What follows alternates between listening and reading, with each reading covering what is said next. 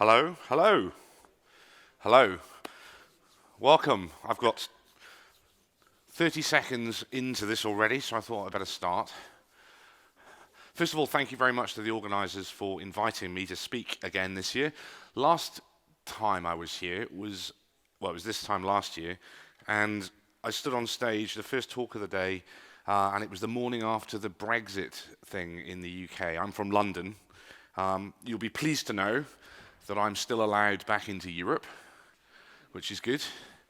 And I've no idea what the hell is going on in the country I live in, so don't ask. It's a nightmare. Anyway, moving on. So thank you for coming. I'm going to talk about performance today, although I'm going to clarify initially, I'm not going to be talking about the usual types of performance testing that we might do.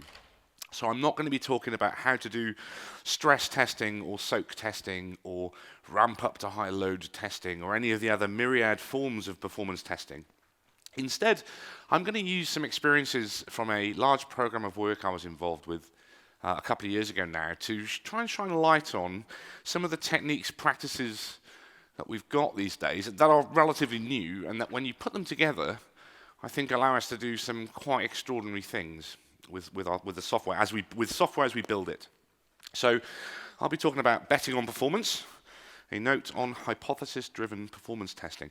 I should get the contractual obligation bit out the way. So I work for ThoughtWorks. It's a consultancy. We have 40-odd offices around the world now, about 4,500, nearly 5,000 people. You probably know us from some of our publications, or maybe you've worked with us.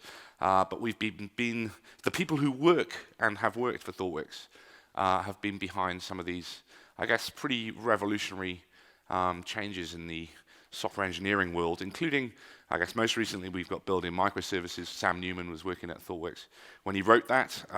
Sam's in the front row. Say hi, Sam. And another book I'll talk about a bit later, Infrastructure as Code. So in terms of, well, there's also some open source stuff, as you can see. We're quite passionate about giving back to the community, so that's why I'm here, really, is to try and share some of my experiences, our experiences, building software at scale, with the hope that it'll be useful to people. This talk is kind of like an explosion of the stuff that's going on in my head at the moment. There's an awful lot of content in here, so I'm hoping people will take away some things from it. And if you don't know who I am and why I'm up on stage, I guess I'm best known for this paper I wrote with Martin Fowler. This will be the only talk of microservices in this entire talk, so I thought I'd get it out of the way. I should probably say Conway's Law as well, just to, if you're playing bingo, you can get Conway's Law in. Docker, Docker, Docker, Kubernetes, Docker, microservices. So I want to start with a question. What do we normally do when we try and make decisions about architecture, design, and performance? How do we base our decisions when we're making these decisions about building software, specifically around design, about how we're going to design big systems? And in my experience, it tends to be based on a couple of things. So, for example, experience. So you might have some grey beards around who've been around, done some stuff, built a number of different systems previously. So you kind of have all this experience that we're gonna build on. Often we make decisions based on how our gut feel. Oh, this seems like the right thing to do at this particular point. And we often take decisions up front. We often take decisions right at the start of the process of building out a new software system. So, I think fortunately we're moving away from the era of upfront design, big upfront design, but it's still very prevalent in many large organizations. So there's one client I'm working with at the moment, and in order to get software into production, they go through approximately a 12-week design phase before any work on building software gets done. And this is for, sometimes single line of code changes, single integrations between different systems. And 12 weeks seems like a long time to think really hard about what the right thing is. So the The main point of this talk is to try and explain how I feel, how I think about evolutionary architecture and how we can use things like performance testing and new tools that we've got available to explore designs and explore options that we've got for building software. And I was looking around looking around to see how I could best describe it. And I was searching the internet, searching it up, as my 15-year-old says, and I found a book. And it's a very particular book because, bizarrely, it's a book written about a software project I was involved in about 2 years ago. And it's a very particular type of book because it's something called a choose-your-own-adventure book. Choose Your Own Adventure. Now, when I was a kid, Choose Your Own Adventure were the sort of Dungeons and Dragons light for role-playing. You know, it's the sort of gateway drug to get you into role-playing and into Dungeons and Dragons proper. The idea behind Choose Your Own Adventure is you have a character, and the character has to go on a quest. And as you read the book, you make choices about decisions as you go through the quest. Do you take the north exit? Do you take the south exit? Which spell to cast? Do you draw a sword? This sort of thing. And as I was looking for explanations of evolutionary architecture, I found this book, which is a Choose Your Own Adventure, and it's called The Endlessly Bifurcating Trousers of Reality. And it's about building publishing software, bizarrely. Let's take a look at how this starts.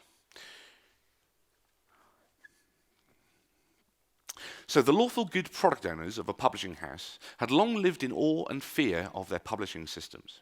In awe, for they had made a tremendous amount of gold, but in fear of the time taken to change them, their slowness and their fragility. A messenger was sent to fetch help from a distant land famed for its mighty wizards. You have taken up this challenge. So I should probably step back and give you some background on this software project now. So it's a couple of years ago. Picture the scene. There's a giant American-based science publishing house, and they'd had a system that had been running for about 15 years. It was a C++ software-oriented architecture implementation, and it had been making them about $3 billion a year. So it's the kind of thing, if you're a researcher or if you read science journals, you have to pay science publishers to download these journals now online, or maybe the university you're attached to, or maybe the library that you go to. And then you'll log into this website, you'll find an article that you want to read, a paper about curing cancer or the stars or whatever it is. And you click and you download it, and jobs are good. And that's essentially the functionality of this site. Now, the problems that they were having were, I guess, threefold, really. It's 15 years old. Now, frankly, if I'd built a software system that had made $3 billion a year for 15 years, I'd be pretty pleased with myself.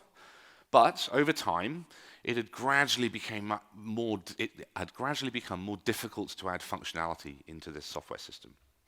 So what we talk about in terms of the cost of delay for new features was mounting up.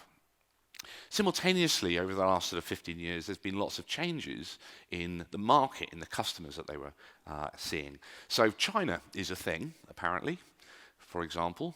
And in China, the performance of the software of the website was terrible, sort of 12, 15 seconds page load times. Similarly with Australia, 12 to 15 seconds page load.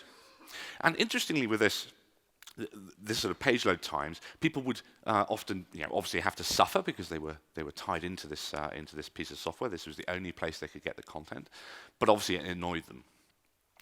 And also because it was 15 years old, it was starting to get a bit flaky. It was run out of a single data center in the American Midwest, and over time, availability was becoming an issue for them. Which is an issue because in science publishing, particularly this company, because they're publicly listed, they actually had to report how many times people downloaded an article essentially every quarter to the stock market. And their stock price was based on availability, fundamentally. So if they were up, they made more money. If they were down, they made less money, and that influenced their share price. So these were essentially the three things we were hoping to address when we were going to replatform this publishing site. So let's see what happens in the first instance. You must save the product owners by rebuilding their website. You start off the project. In the course of discussions, you discover that your goals are threefold. I've mentioned these. Improve availability, improve performance, reduce the cost of delay. An enterprise architect approaches and addresses you. Now, you may use summon walking skeleton. I'll explain what that is in a moment. Or you may cast analysis paralysis. So essentially, you can either think about this stuff up front, how are we going to build this thing, how are we going to design this, or we can just get going. So Walking Skeleton came from Nat Price and Steve Freeman's book, Growing Object-Oriented Software Guided by Tests. The idea behind the Walking Skeleton is you create the simplest slice through your system that you can, and deploy it into production, and then build on that gradually. But you don't go horizontally, you build a single vertical slice, and deploy it into production, and then build on that.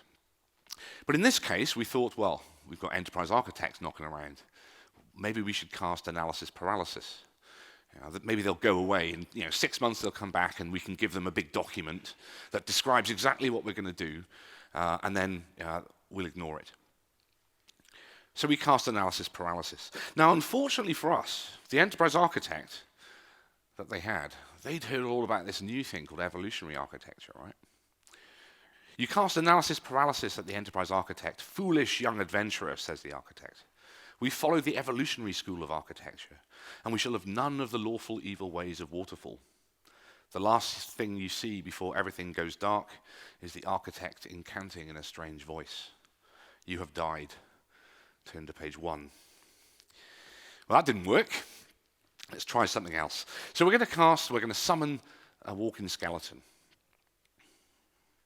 Your walking skeleton coalesces in a cloud of noxious gases and solidifies as a Java drop wizard application. You reach into your backpack and deploy a content store. Your walking skeleton reaches out its skeletal arms and grabs armfuls of raw XML. Would you like to transform the XML inside a skeleton, or use a magic box? So essentially what we had here is a small Java drop wizard application that was sitting in front of a giant content store. This was essentially S3. We had terabytes of articles in S3, all in XML, 40, 50 meg per article in lots of cases. And we had to essentially solve the problem of getting the XML, transforming it into HTML, and displaying it to the user. And this is a pretty simple problem, you'd think. And we had options about how we were going to do this. We could either put the transformation code inside our little application that we built, or we could build another separate application off to the side and encapsulate that transformation logic within that other service, which is our magic box. Essentially, I see this, and this is how I've started to see decision-making when it comes to architecture and design on software projects. I see this as a bit like this sort of ever-branching tree of decisions that we can make. I've sort of taken this from evolutionary biology, the actual real evolution, as it were. And this is a sort of diagram that describes divergent evolution of species over time. So you can think of, the root of this is a nematode worm, which we all sort of grew from. But in software, in terms of software and software projects, when we start a software project, it's a similar thing. We have all these options before us. We can make so many different decisions about where we want to go. How do we know which decisions are right? How do we decide what to do? So in our case, we had this idea of transforming content within our walking skeleton, essentially putting it all in process. Or we could create another service off to the side, and we're taking two different branches on our evolution of our platform at this point. And, reductio ad absurdum, as you take decisions along each of these branches, you can end up with a distributed system, microservices, Docker, Kubernetes, etc. Or on the other hand, you could end up with a sort of big monolithic MVC-style application where all logic and transformations are happening within that application. So my question is, how do you decide, as someone building software, whether you're just writing code day to day, how do you decide which path to follow? How do you decide which of these divergent software solutions you could create? If you like, it's kind of akin to the many worlds theory of quantum mechanics. In some world somewhere, James has built a monolithic version of this, and in some world somewhere, James has built a distributed system. So I call this talk betting on performance. And I called it that for a reason. This is the definition of betting from Google, to be honest. The act of gambling money on the outcome of a race, game, or other unpredictable event. And I would argue that when we're building software systems, especially distributed systems, what we're actually doing is building complex adaptive systems. It's very difficult for us to predict up front all the forces that can interact to try and understand exactly what the right decision is to make at any one particular time. So this idea of betting, placing small bets, I like the definition, an amount of money you can afford to lose. Right? I want to be able to place small bets, spend small amounts of money to explore these different evolutionary paths, these divergent paths, and hopefully come up with better solutions. And I'll talk about the tools I think we can use and practices to do that, including performance testing shortly. So my claim, my hypothesis, if you like, is that evolutionary architecture, where we don't decide everything up front, allows us to place small bets and then reevaluate our decisions based on outcomes of those bets. And we might choose to place many of these small bets to explore different options. The flip side of that is, if you like, upfront design. And with upfront design, essentially, you're saying, I'm going to ignore the possible solution space, and based on gut feel or experience, I'm going to decide to collapse all these options. Rather than place a small bet, I'm going to bet the house on the outcome of my decisions. So this is how I see the difference these days between evolutionary architecture and upfront design. But back to the story. So you throw the magic box in between the walking skeleton and the content store. We're building out a little separate content service that's going to do our transformations for us. A villager approaches and exclaims, "This beautiful content I see in front of me seems to take an awful long time to get here.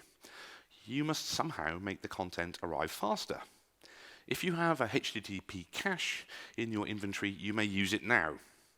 And then you have some choices, options again, bets to place. Which bet shall I place? Cache in between S3 and our content service, or cache in between our walking skeleton and the content?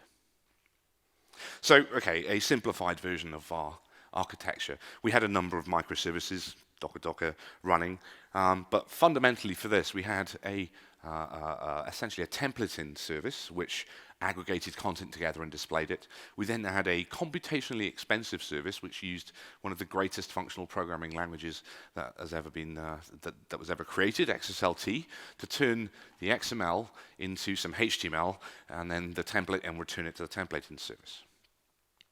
I should probably point out, we were talking about availability and page load as key drivers for this program.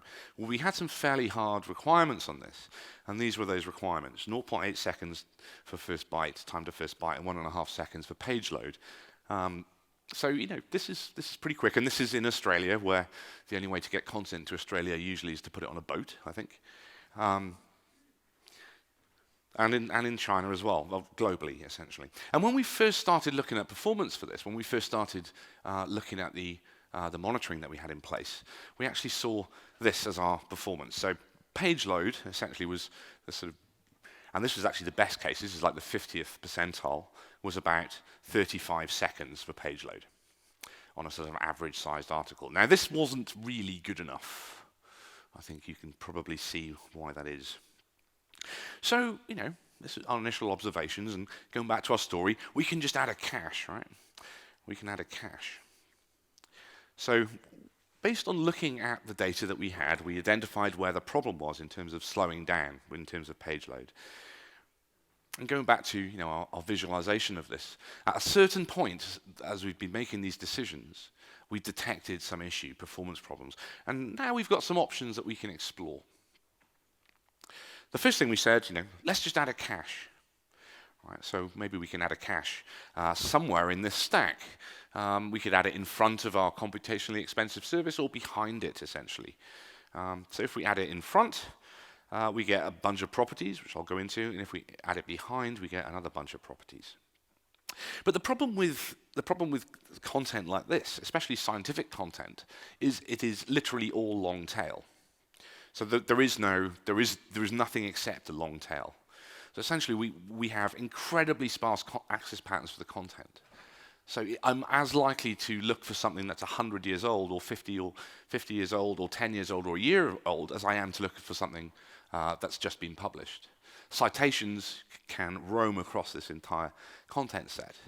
And of course, we all know that the problem with caching is sparse caches are aren't going to solve many problems for us. And essentially, if you're in the position where cache hits are predominating, which is awesome, then we can really shrink our latency, so we can get a massive improvement in performance. But if we're in the case where it's all long tail, either we come up with some method of warming the cache up, or essentially we're going to be in this position where we're always missing the cache and we're always going to get this 35-second page load. I'll go back to this quote. There are only two hard things in computer science: cache invalidation and naming things. There's the addition of and off by one errors. So let's just say, let's just add a cache, said no one ever, right? No one ever said, let's just add a cache. So the subtitle of this talk was a note on hypothesis-driven performance testing. And this is where I'm going to start exploring some of the things we did, the tools we used in order to solve this problem based on science. Yay. We rubbed science on it.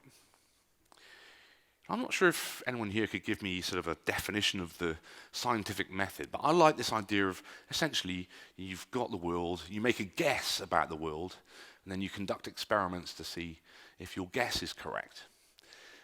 That strikes people as strange that you would make guesses. It sounds very informal. So I'm going to refer you to this guy, Dick Feynman, Nobel Prize-winning physicist, worked at Los Alamos, came up with quantum chromodynamics, a whole bunch of stuff. But as part of his lecturing, he did a sort of 9-part series called "On the Character of Physical Law." So I'm going to defer to Dick Feynman to tell us what the scientific method is all about.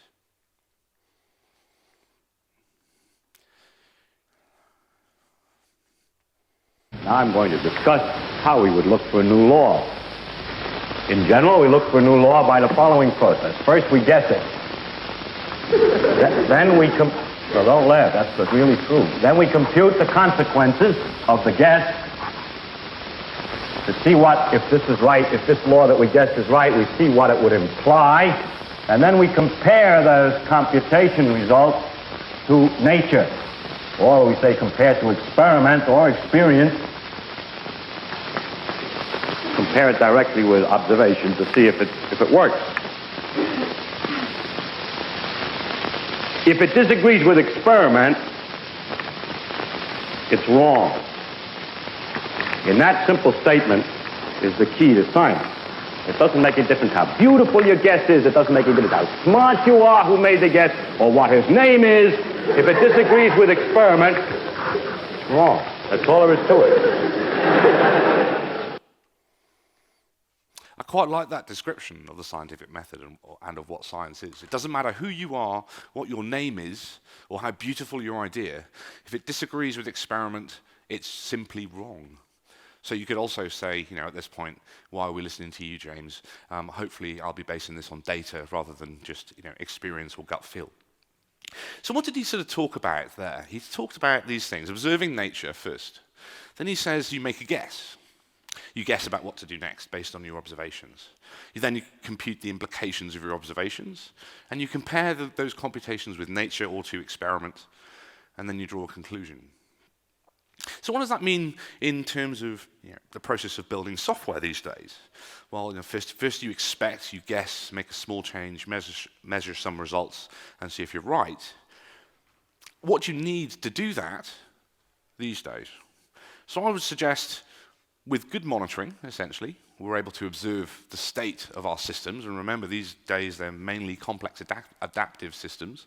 So you have to observe them. You can't essentially necessarily reason about what's going on. You need a brain. Well, I think we've pretty much all got one of those, which is good. We need an ability to deploy small changes and test whether those small changes have had the desired effect. So we need the ability to conduct experiments, small experiments, and then make observations using lightweight probes to work out whether our guesses are correct. So the next section, I'm going to talk about some of the things I think that have come together over the last two years, actually, probably in some cases, that enable us to do this stuff. And some of these are older, some of these are newer. But first, I'm going to clarify some terms. So when I say good monitoring, what do I actually mean when I say monitoring? Because it's a really overloaded term, monitoring. And I think I borrowed this from Dan North, this description of what we mean when we say monitoring. Because I think it's a number of things, and borrowing this from Dan. So he says that the first thing is instrumentation. We need the ability our code and our hardware have to have the ability to describe what they're doing at any one point. So that's the first thing. We then need telemetry, right? We need the ability for that software to tell us about its performance, essentially. So a way of gathering the data from our services. We then need monitoring. We need a way of visualizing what's going on. Meaningfully visualize our system's behavior. That sounds much more formal. And then we need to be able to alert based on that, so take action based on the information that we've got. And for bonus points, you've got predictive alerting. We can predict in advance when things are going to break. But for the interest of our talk today, or my talk today, I'll be talking about the first three things: instrumentation, telemetry, and monitoring. So if you've got a sort of noddy setup with a couple of services, what sort of things do I think that you should be instrumenting? Well, I think the first thing is request latency, so through the entire process, not just to one service, but request latency throughout the entire call stack of calls to other services. And things like open tracing will help you do this. You then need to be sort of looking at service health. So services should be able to tell you whether they have downstream dependencies and whether those downstream dependencies are helpful, for example, are healthy, for example. You need to be able to monitor downstream dependencies. You need to be gathering operating system metrics as well. And again, request tracing. So not just latency, but request tracing. And in our case, in the program I'm sort of describing, in the software system I'm describing, we had a whole bunch of infrastructure wrapped around our services that enabled us to understand in a lot of detail what was going on. And this was some of the tooling that we were using. We were using Graphite, things like Hystrix for circuit breaking. We were using Drop Wizard. We were using things like BreakerBox and Yammer and so on. And we had a ton of visualizations that we could rely on. For every single method, essentially, every single call externally to a service, we could visualize how long that was taking. For every single XSLT transform that we were doing, we could visualize centrally, build dashboards that would told us how long those transforms were taking. So this is one of our circuit breaking dashboards. The next thing I think we need, apart from this good monitoring, the ability to understand what the system is doing, is continuous delivery. And I know this term has been around for a little while now. This is the three monkeys of continuous delivery, Dan North, Sam Newman, and Jez Humble. This has been around for a little while now. Build pipelines are a thing. Build pipelines are more than a thing. They're kind of just how we build software now. We could rewrite some code, it goes to a version control system, and it's pushed all the way through to production, hopefully tested along the way. So we have this, hey, it works on my machine, and then stuff that runs locally on your build machine, and it progressively gets tested as you get further towards production. And as we get further up the build pipeline, we get more production-like, and we get faster feedback if we fail earlier. So with things like continuous delivery, we have the ability, essentially, to go through this experimentation loop really, really quickly. And not just in terms of making functional changes to the software, adding new features, but if you apply this to your infrastructure, it becomes even more powerful. So if we can do continuous delivery on our infrastructure code, it means we can shorten the amount of time it takes to run experiments on our systems to sort of hours, maybe minutes. That's kind of cool. I think the next thing is this idea of lightweight performance testing, and this is where the performance testing part comes in. So what do I mean when I say lightweight performance testing? Well, I worked for ThoughtWorks for a number of years, and I've been on the group that puts together the ThoughtWorks technology radar for some time. And one of the things we called out some years ago was simple performance trending as opposed to heavyweight performance testing at the end of a program or project. And what we refer to here is the idea that we put very simple performance tests in really early in the project lifecycle. I mean, within 2 weeks, I want to be running performance tests against the software I'm building. That's something I'd really like to do on projects. Using really simple tools and put it in as part of your build pipeline. So, after a couple of weeks, I want to be able to trend over time whether the performance of a particular service is increasing or decreasing every time I commit some code. And this might be a 60-second performance test. And it doesn't need to be on representative hardware, because the thing I'm interested in is whether I'm getting better or worse on the hardware I'm running it on. So simple performance trending. And then simple tools that we can use to do that. So things like Apache Bench, AB, tools that were built to test the Apache server. Things like Siege, things like Vegeta. Kind of simple tools that we can use to run performance tests.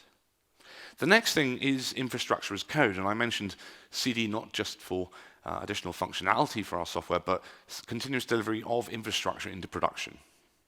So describing our infrastructure as code, having that version controlled somewhere, and being able to make very, very small changes to that and progress those changes through build pipelines until we can see the effects that they have in production.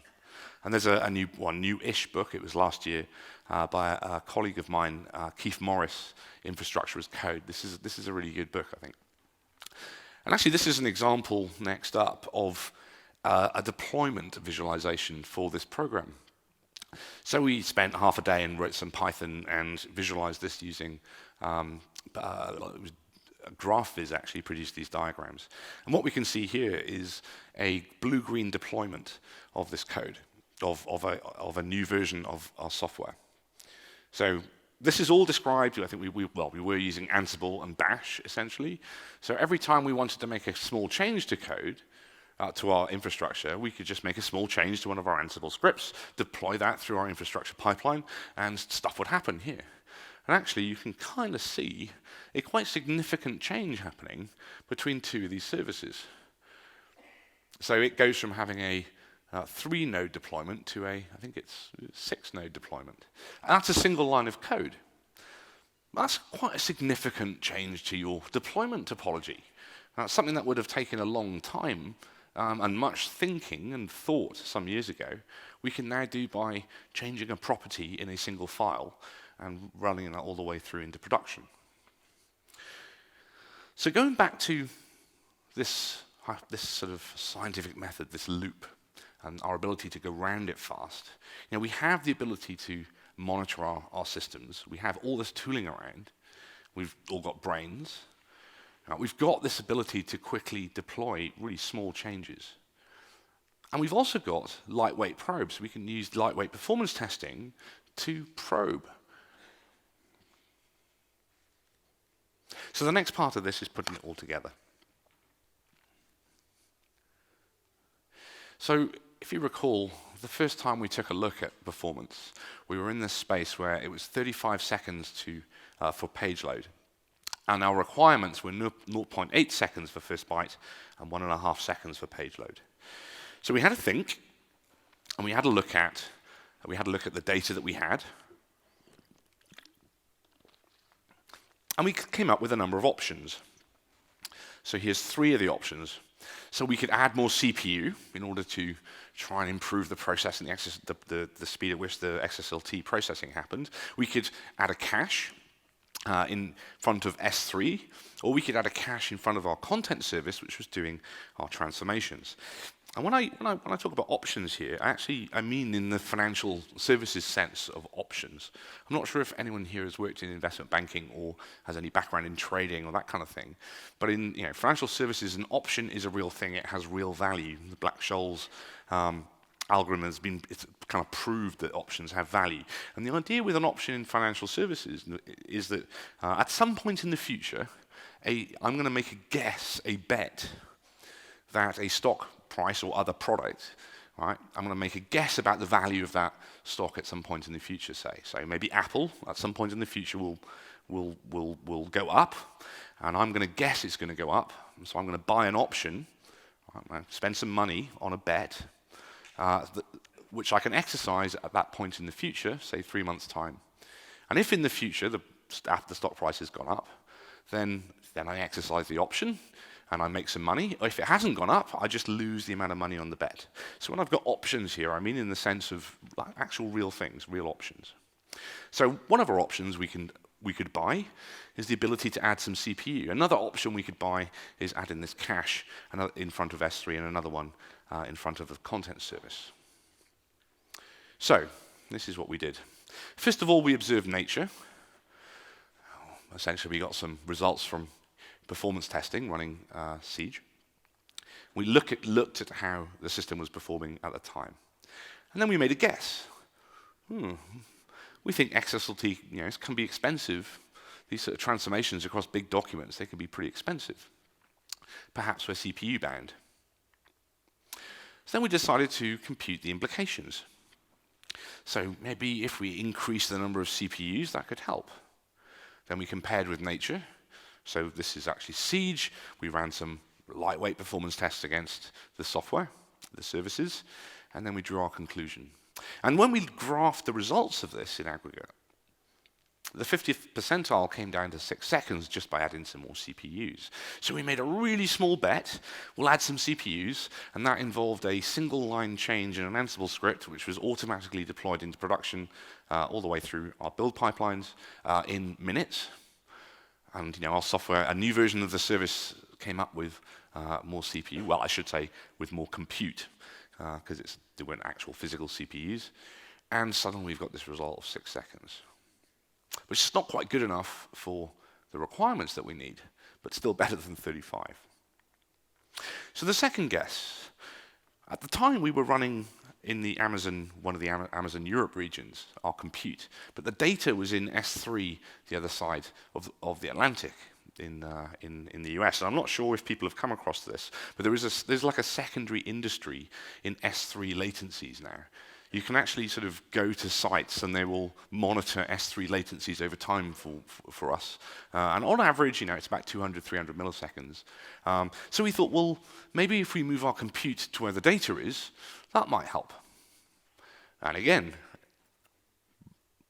single line change, more or less, okay, a little bit more in depth, but a small change in our scripts that were then checked in, ran through our build pipeline.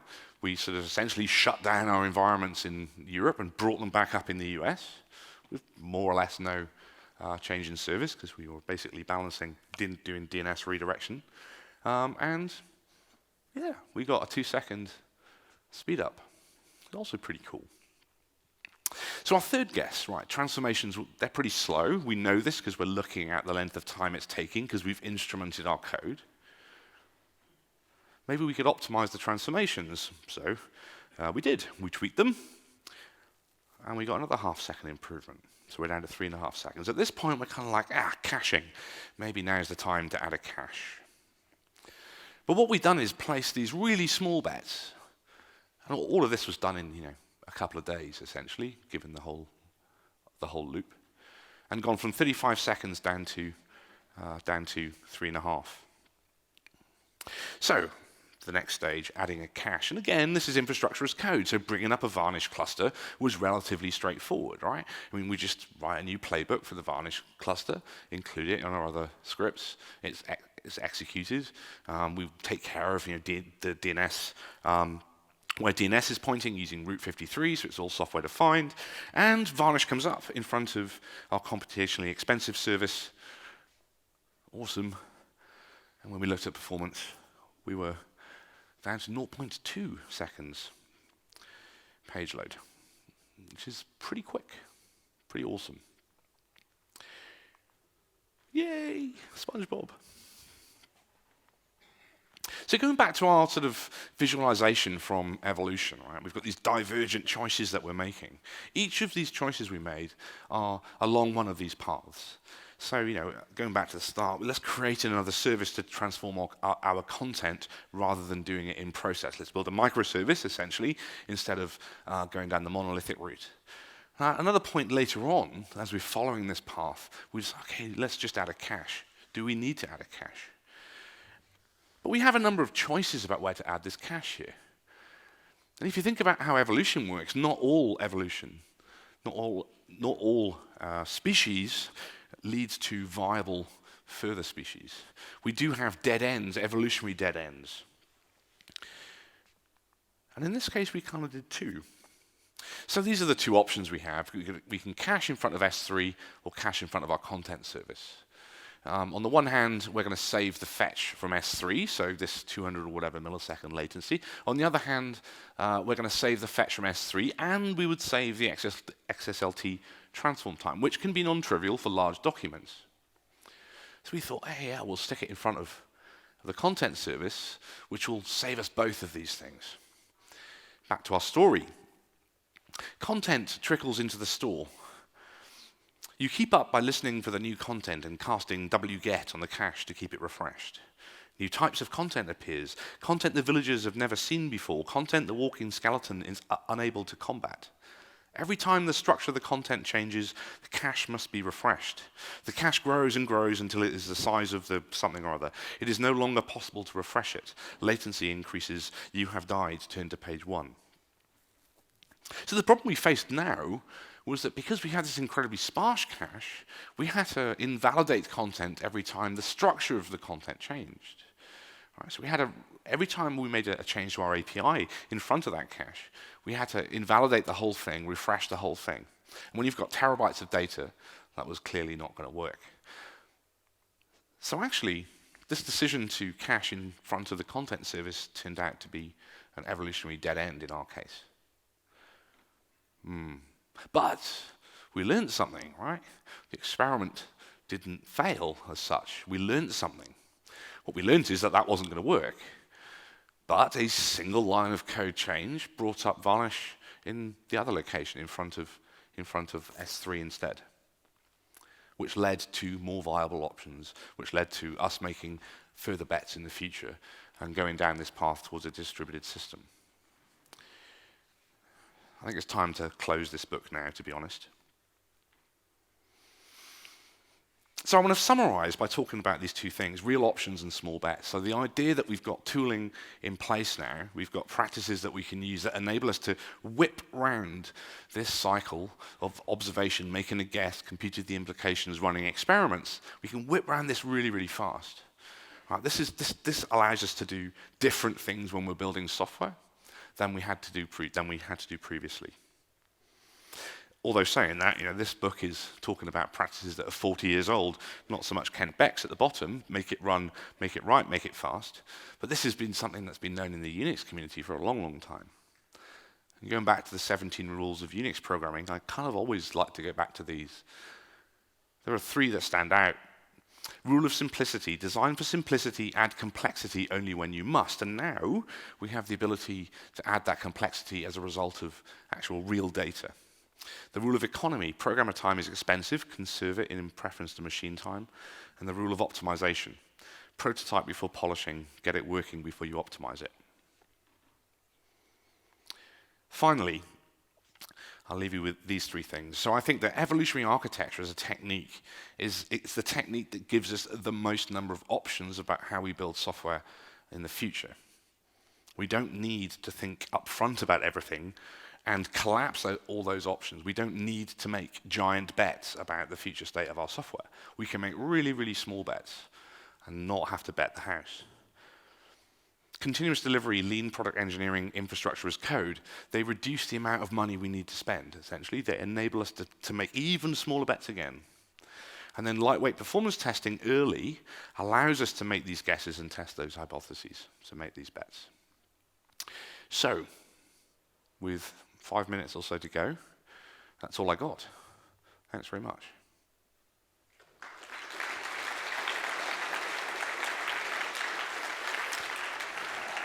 Questions?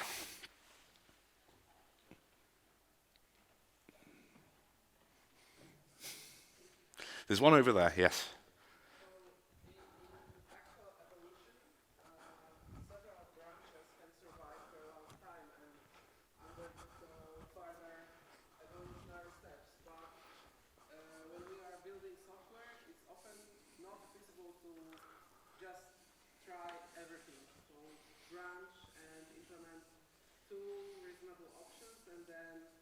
Farther down both paths and at some point just decide that this one doesn't work.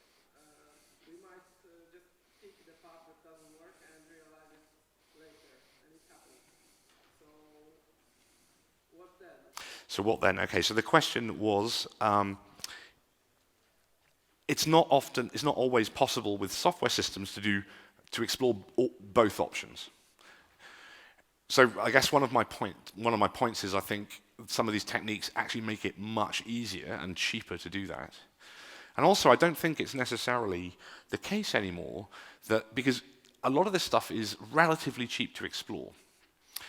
And it's based, I mean, if you go back decades and think about techniques like concurrent set-based engineering, where rather than bet the farm, bet the house on one particular route, actually what you do is get two teams actually developing the same thing in parallel, and then after a while kill one of them or kill two of them.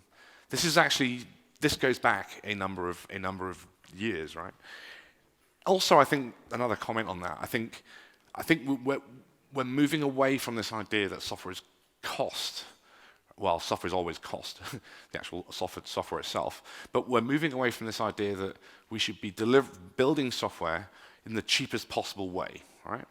And moving towards the idea that we should be building software based on the value we get from the software. So rather than count the number of hours it takes us to build a thing, what we should be counting is the amount of money we're making from the thing, or the number of lives it's saving depending on the domain you're in. Which actually means you can make, if you think of it that way, different economic decisions about putting teams together to build the software. Because you can say, why don't we try with these two different approaches and see whether this one's going to make more money or this one's going to make more money, rather than we'll try these two approaches and it's going to cost us twice as much. And it's a different way of thinking about software. I think both are kind of relevant. I tend to ramble in answer to questions, so apologies. I don't know if that makes sense. Come and find me afterwards. Any more? Do you routinely apply this methodology in other projects? If you did, and how many approaches were you able to identify documents? And then did you somehow review and learn from it for next project? Great question. So have we done this on other projects? The answer to that is yes, we have. And it has worked on other projects internally. And on the documentation and reviewing decision side, there's something that's I could have mentioned but didn't, which is this idea of how you record the results of these experiments. And I really like the idea of architecture decision records that Mike Nygaard blogged about last year, I think it was. So lightweight way of capturing the reasoning behind making a decision. So if you've got a number of these options that you can explore, and you run some experiments, the result of the experiment sends you down a particular path, then you could capture the result of that as an architecture decision record. Essentially, the result of exercising the option is your ADR, and then you can store that with your source code, which is the idea behind ADRs. And I'm now 2 minutes over, so I need to stop. But come and have a chat with me about that as well. I've no idea who asked that question, because it's a bit dark up there. Anyway. Thank you very much then.